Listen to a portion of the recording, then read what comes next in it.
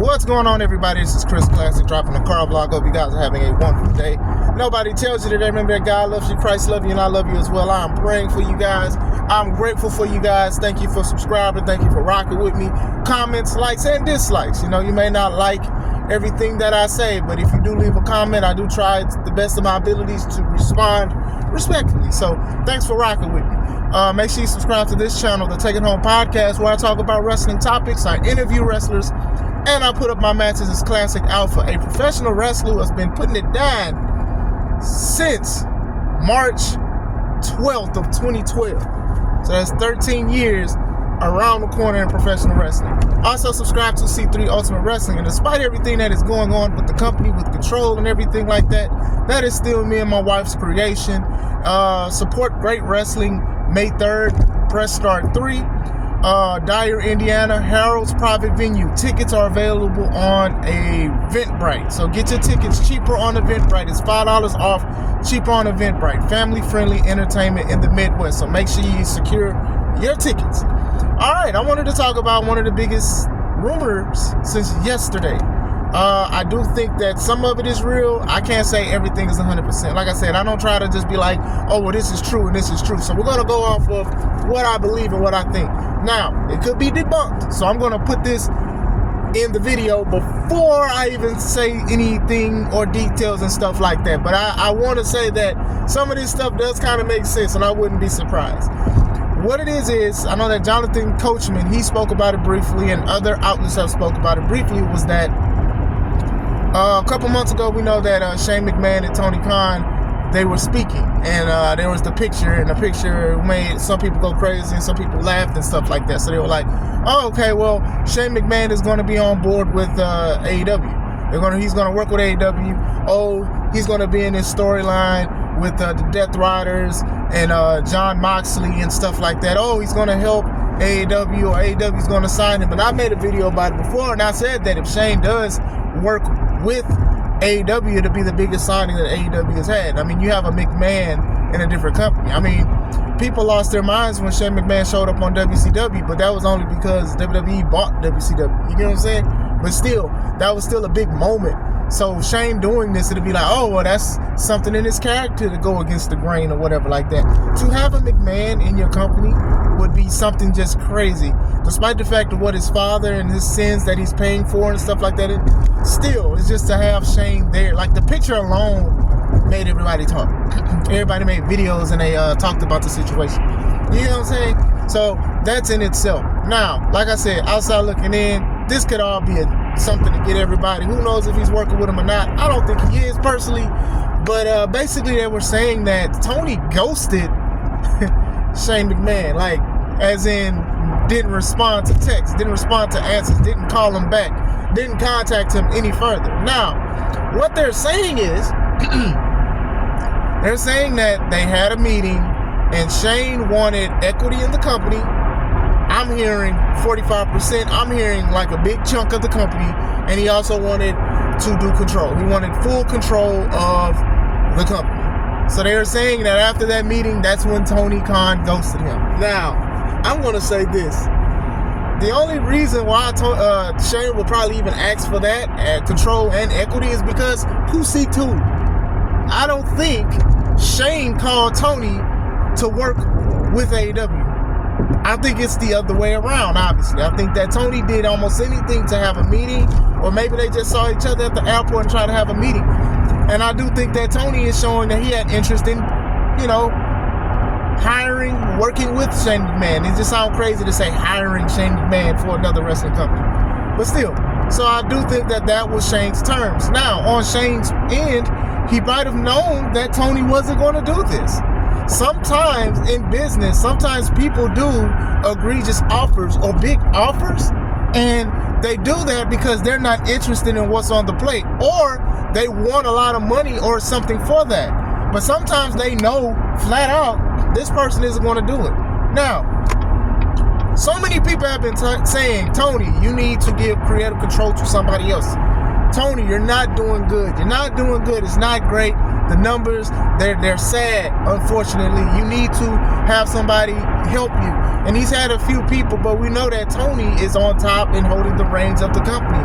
And regardless if the company is doing bad, if the ratings are doing good, even if the stories are corny, Tony is not going to give that up. So even that in itself, I don't even think if Shane didn't even want equity, I do think that if he just would have said that, Tony would have ghosted him. He would have gave him the Casper. He would have gave him the ghost from Pac-Man, after before you get the power pellet. You know what I'm saying?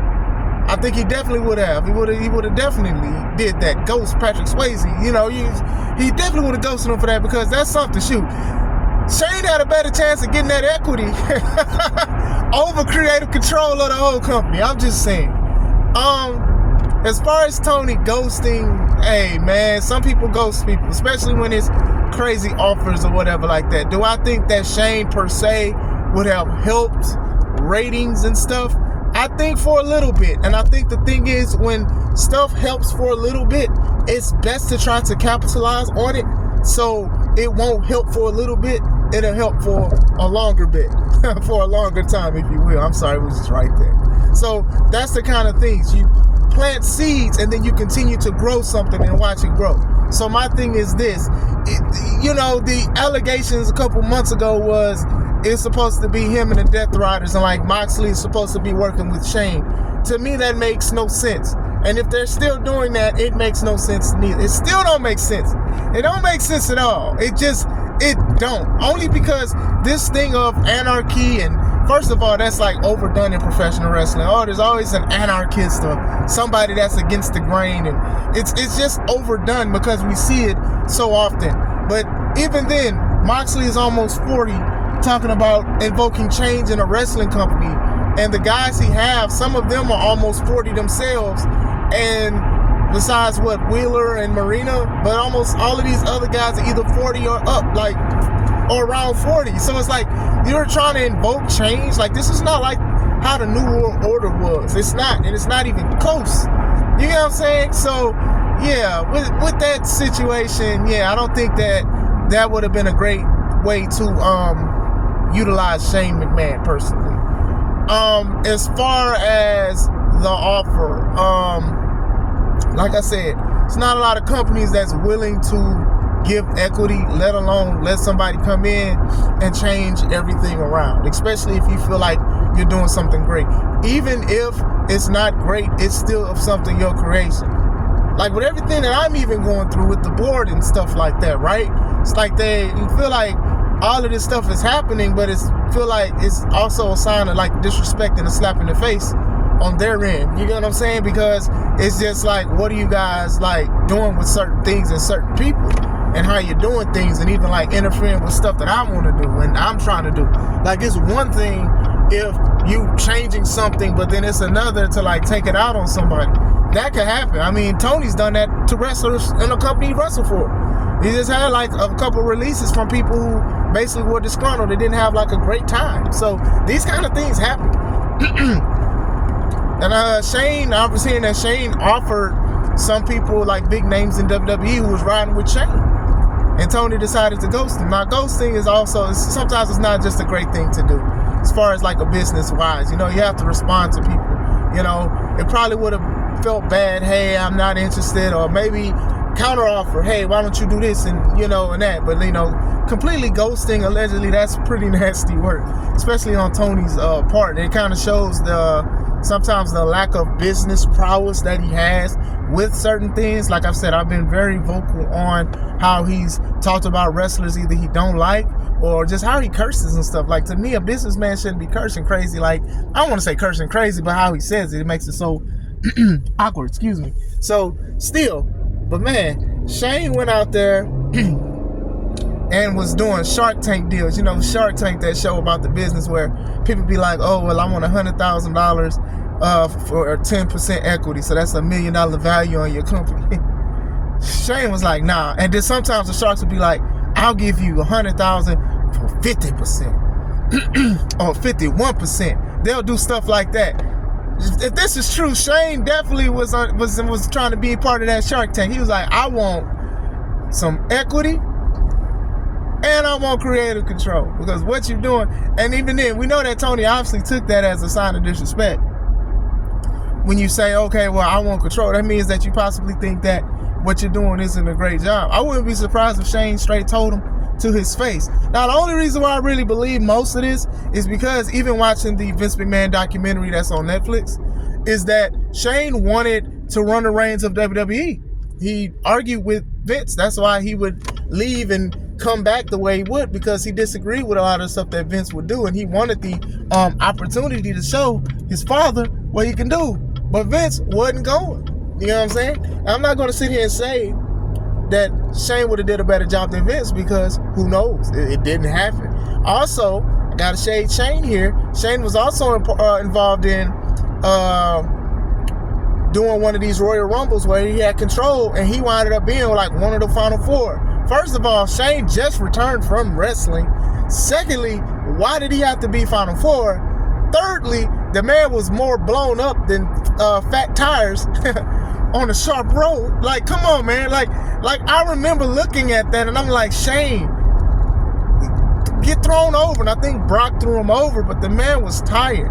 Now, he wound up getting let go, from my knowledge. He wound up getting let go because of that situation, because he stuck out like a sore thumb. When you look at that Royal Rumble, because of how big and how good it was, I think it was a decent Rumble. And then Shane just comes out. We happy to see him. Money. And the last, as long as he did in the ring, being tired, looking like he needs some water, can't even walk. I'm like, bro, Shane, what is you doing? So I'm just saying, what is you doing, baby? What is you doing, dog? Still, that would have been a big power play if Shane would have joined AEW. However, it would have costed Tony possibly a little less than half of his company, and also creative control. And like I said, Shane might have been serious on the offer, or Shane might have just been like, hey man, you're not going to do this, I'm just going to do it. Like, people do these kind of things because they're like, hey man, look, this is what it'll cost. Like, people be like, hey, it'll cost $1 million to book me for something. And most people are doing that because they're not interested in working for that company. Now, I'm not Shane McMahon, I'm not in his mind, so I can't say why he would do this, allegedly. But still, I do think that it is crazy. Tony ghosting him, and then also Shane wanting all that equity and possibly creative control is crazy to me. Honestly, like, wow. Creative control is definitely something that Tony is not going to give anybody. I don't think Tony is going to slow down and be like, hey, you know what? I need some help. I need some guidance with this. So here, somebody take over this company and help me be successful. I personally think he needs it. I don't know, and I can't say if Shane would have been that guy. I do think when he had guys like JR and have guys, I don't know if he's still there, and William Regal and guys who've been in a major company with wrestling, and you kind of shun them because the wrestlers who are younger, who think they haven't made, disrespecting them, I do think that is an indication on how you run things. You know, creative control. I've talked about this for so long. A lot of people do not need creative control. When you have wrestlers have creative control on their characters, it's always going to be a bad thing, especially if they don't know how to compromise. And, you know, even hearing the situation with Miro before his release, and them saying, oh, well, he didn't like how creative was doing this and that, and he went home. I'm like, what was the point of even signing him? Why would you put that in a contract? Why would you give him the option? Now, I do understand, like, asking people, how do you feel about this? Do you agree with this? Because you want people to be comfortable with what they're doing and stuff like that. But then at the same time, there's requirements that need to be made. Even at work, you go to work, you have to do things at work. Some things you may want to do, most likely you don't because you want to stay at home. Other things you just have to do it because you don't want to, and that's just part of the thing. So even with Shane trying to do something, who knows? Maybe Tony felt like he was going to shake everything up. He was going to change things. He was going to de-push people. He was going to elevate the wrong people. Who knows? I see both sides. But let me know, what do you guys think? Do you guys think that Shane asking for equity and control of the company was too much? How do you feel about Tony ghosting him? Ghosting a McMahon and basically not interested in what he's doing in the wrestling company? Let me know. I hope you guys have a wonderful day. This is Chris Classic. Let's take it home.